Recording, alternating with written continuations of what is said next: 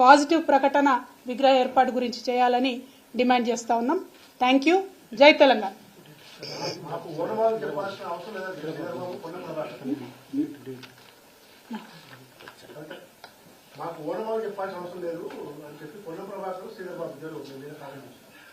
కాంగ్రెస్ పార్టీలో గత కొన్ని రోజులుగా 7-8 మంది మంత్రులు బాగా బలంగా నా మీద విమర్శ చేస్తూ ఉన్నారు. అందులో మా పొన్నం ప్రభాకర్ అన్న కూడా చేస్తున్నాడు. అయితే ప్రభాకర్ అన్నకు అర్థం కావాల్సింది ఏంటంటే మేము చేస్తున్నటువంటి ఈ డిమాండ్తోని అత్యధికంగా లాభపడేది పొన్నం ప్రభాకర్ అన్నని.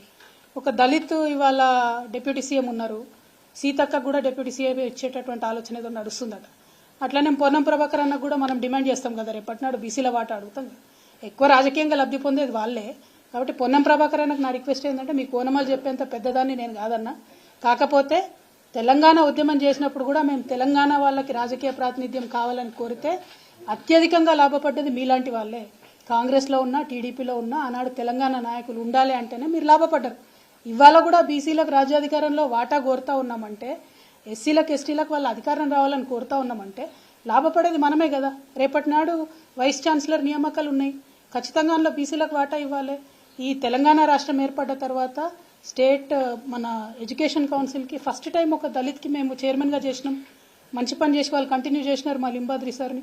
అట్లనే Osmania university vice chancellor first time ఒక యాదవ్ బిడ్డకి ఇవ్వడం జరిగింది వైస్ ఛాన్సలర్. సో ఇవన్నీ కూడా దృష్టిలో పెట్టుకుంటే వచ్చేటటువంటి నియామకాల్లో ఇప్పుడున్నటువంటి ప్రభుత్వం ఈ 60 రోజుల్లో సామాజిక దృక్కోణం అనేటటువంటిది కనబడడం లేదు. మేము అలర్ట్ చేస్తూ ఉన్నాం ఈ గవర్నమెంట్ని, సూచన చేయమని కోరినారు ప్రతిపక్షాల నుంచి.